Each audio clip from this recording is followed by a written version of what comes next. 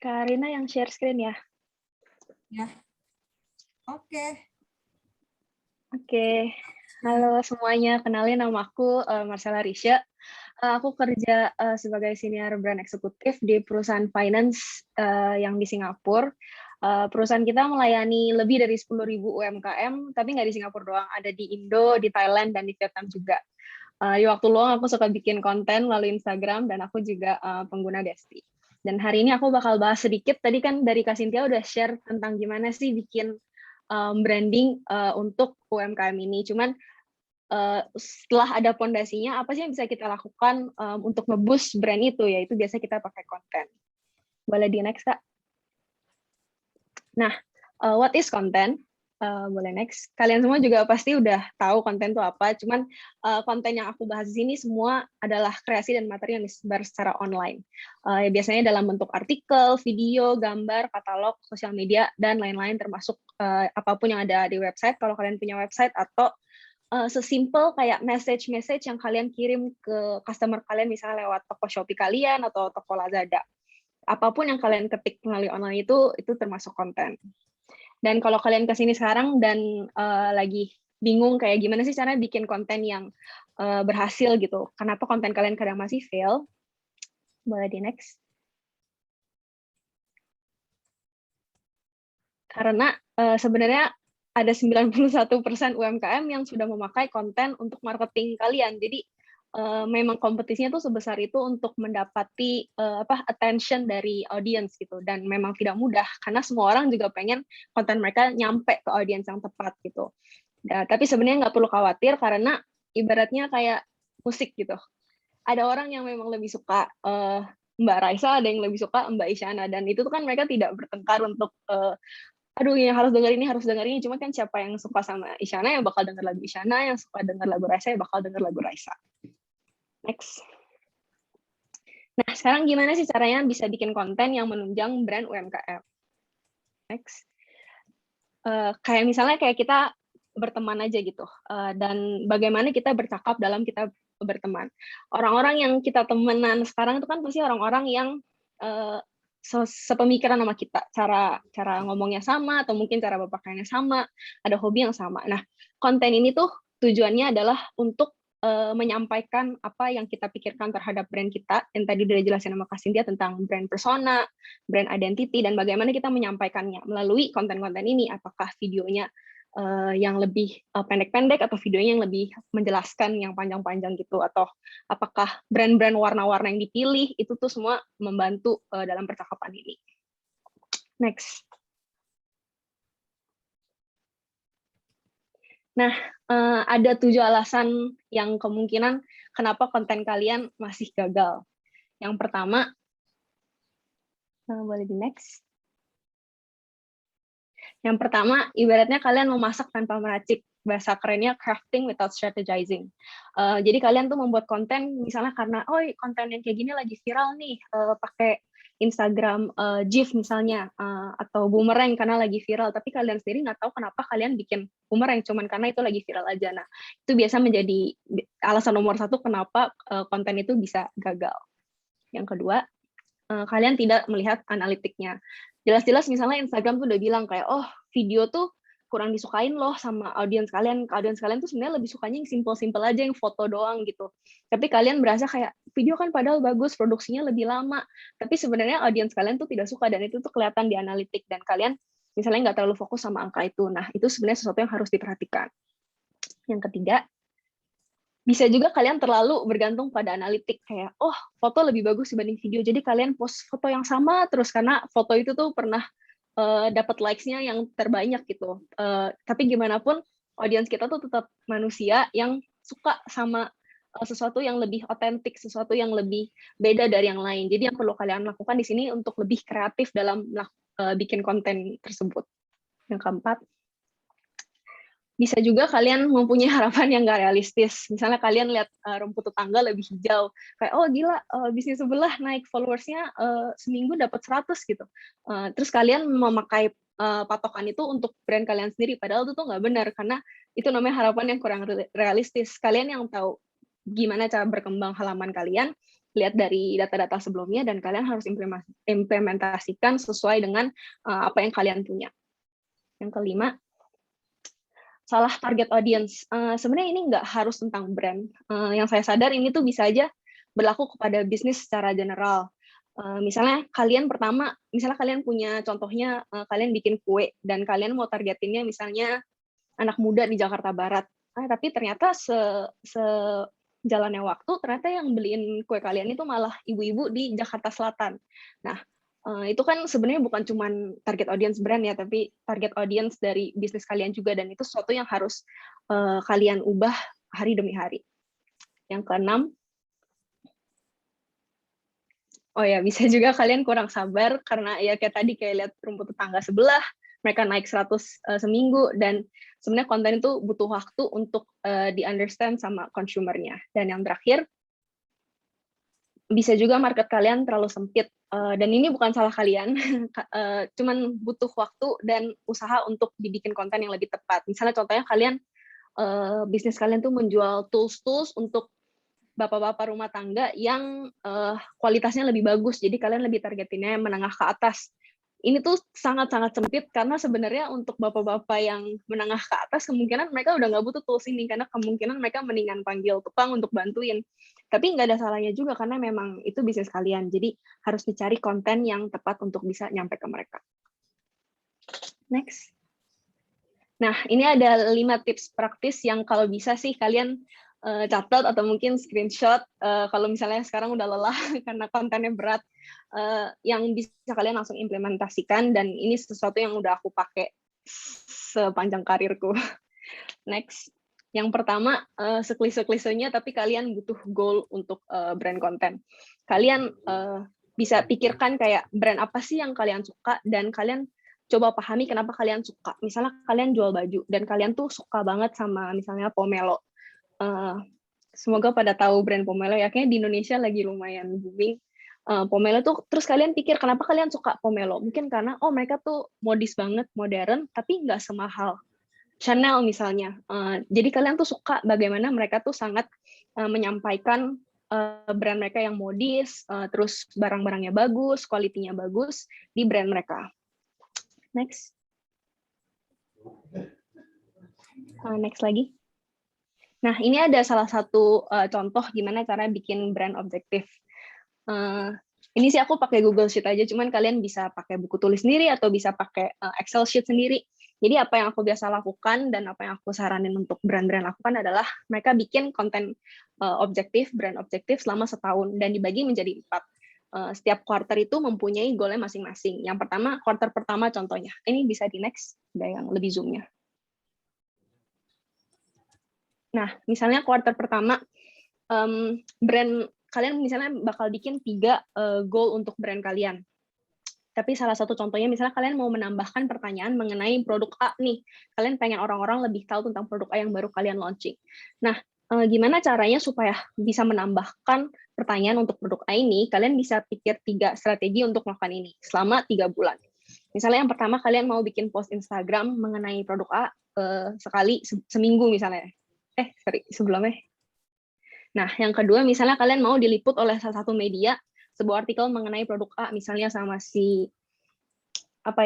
media yang terkenal di Indonesia, misalnya kalian mau diliput sama detik.com kalau bisnis kalian mempunyai produk A. Atau yang ketiga, kalian mau menulis artikel mengenai produk A, supaya customer lebih mengerti tentang produk A ini. Nah, kalian bisa coba terapkan setiap hari demi hari sampai 3 bulan, terus kalian lihat apakah itu tuh menambahkan pertanyaan mengenai produk A.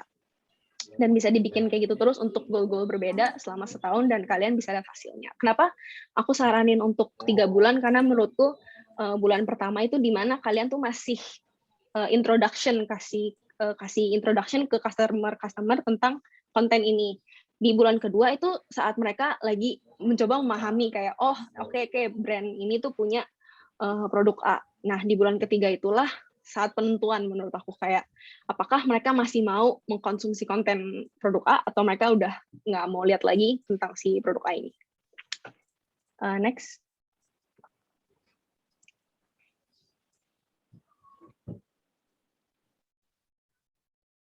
Nah, yang kedua, ini kesukaan aku banget karena sebenarnya nggak cuma konten doang yang aku track dalam hidupku, banyak banget yang aku track seperti kayak seberapa sering aku minum vitamin dan olahraga.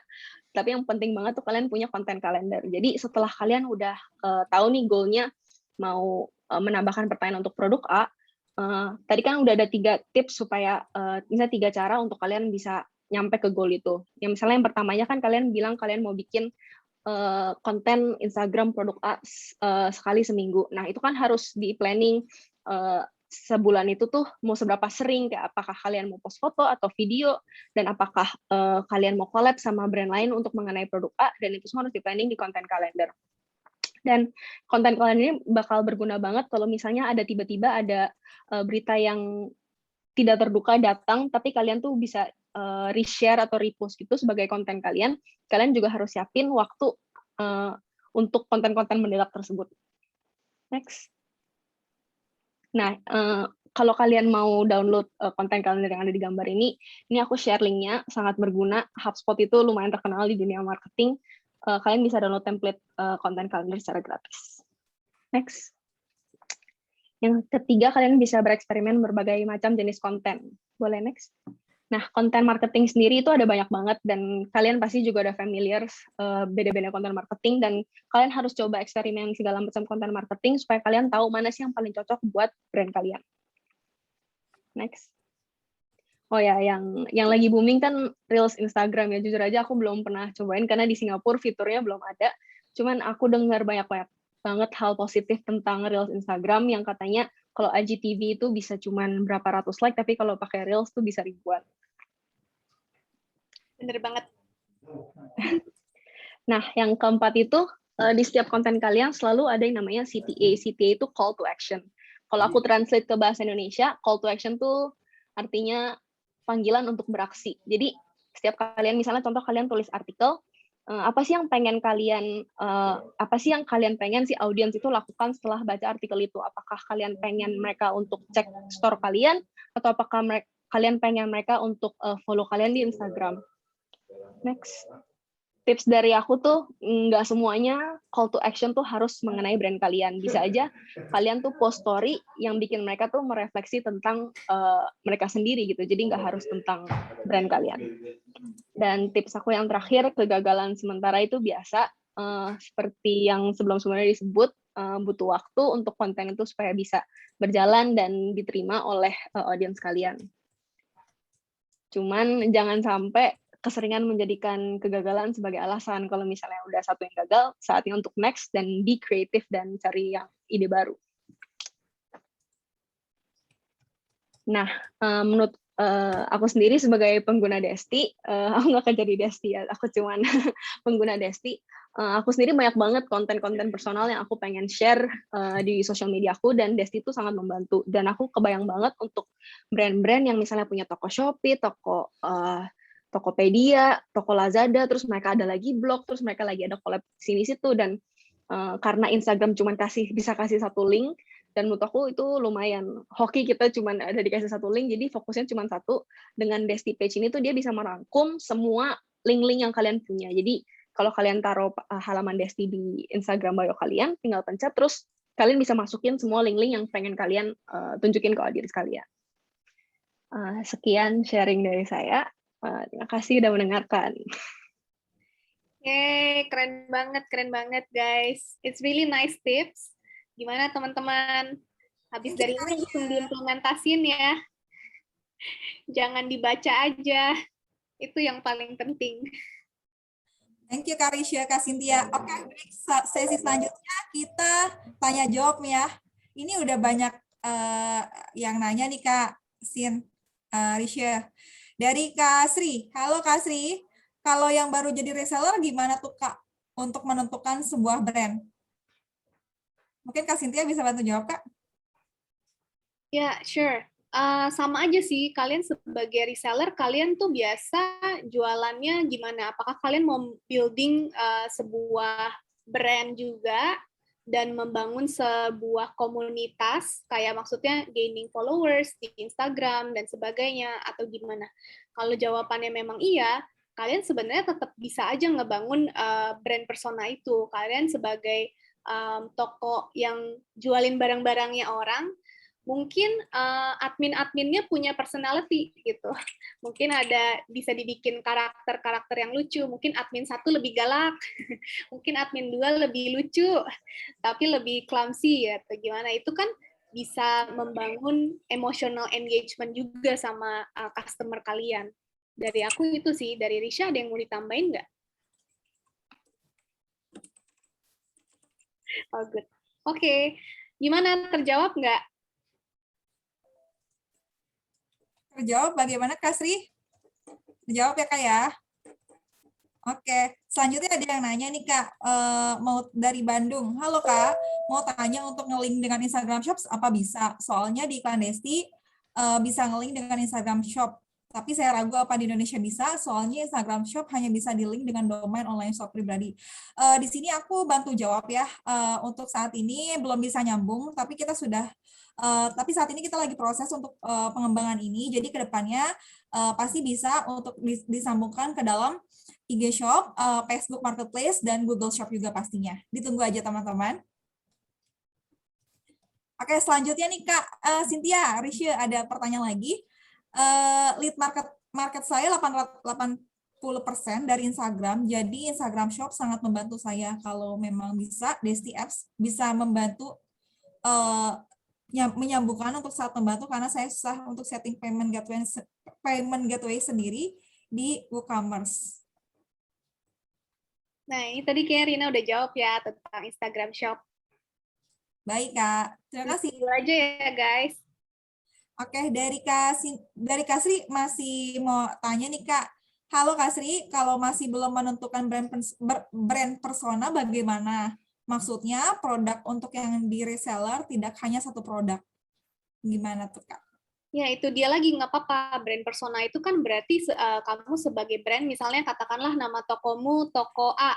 Si toko A ini personality-nya gimana? Apakah fun, ceria, penuh dengan warna, atau lebih serius, tapi dia reliable. Kalau dia seorang artis, kamu pilih deh. Mungkin kalau kamu sulit untuk menentukan, aduh brand persona gue apa ya, bingung nih, nggak pernah punya pengalaman bikin brand persona, paling gampang sih gini, kamu lihat seorang artis yang menurut kamu cocok untuk kamu jadikan patokan.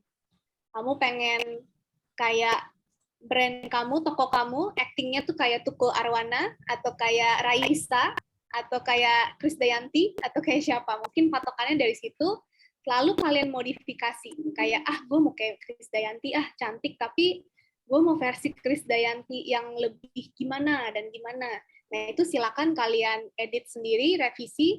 Harapannya itu jadi pegangan kalian dan bisa kalian sharing ke tim kalian sendiri. Jadi mungkin nanti ke depannya kalian udah punya tim adminnya tuh juga jadi meresapi banget gitu loh. Brandnya tuh harus kayak gini loh, bicaranya tuh kayak gini loh, nggak boleh kayak gini loh. Kalian udah punya patokan, guideline, atau rules-nya. Kayak gitu.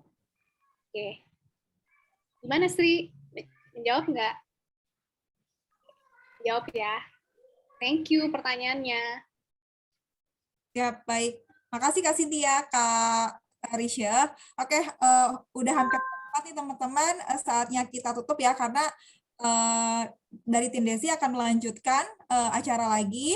Nah, dari Kak Cynthia, dari Kak Risha, boleh dong closing statement-nya buat teman-teman yang mungkin lagi mau bikin usaha, atau lagi merancang brandingnya, gitu Kak. Itu kamu nggak sharing ini form feedback? Oh iya. Kita udah berbagi, mungkin sekarang gantian nih, kita pengen minta pendapatnya juga dari kalian, minta feedback.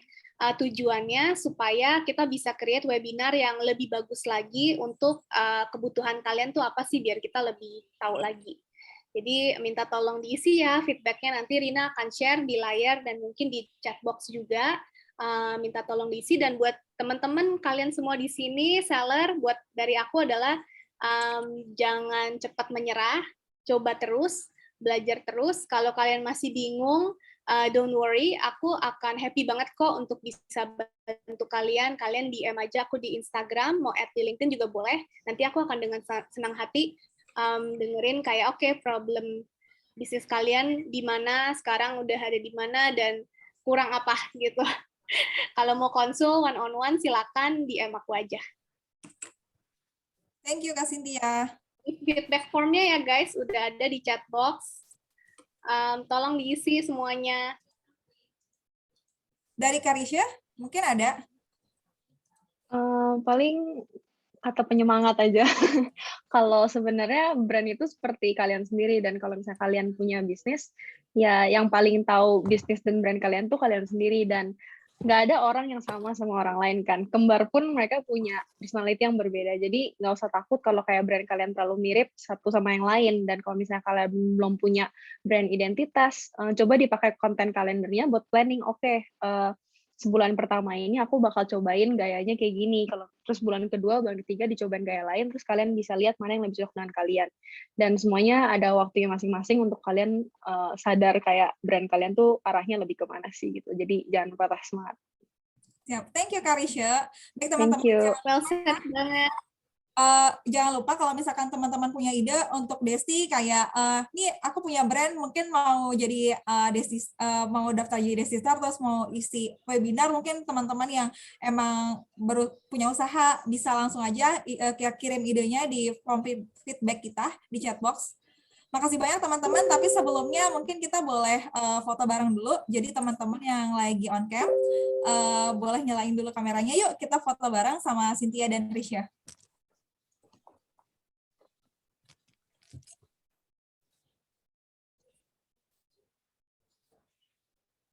Oke. Aku hitung. 1, 2, 3. Sip. Thank you Kak Cynthia, Kak Risha. Makasih juga buat teman-teman yang sudah hadir untuk webinar sore ini. Sampai bertemu lagi ya di diskusi-diskusi selanjutnya. Hasta la vista baby and see you. Terima kasih. Thank you guys waktunya. Thank you yang udah bergabung. Thank you Risha for your time. Thank you semuanya. Bye.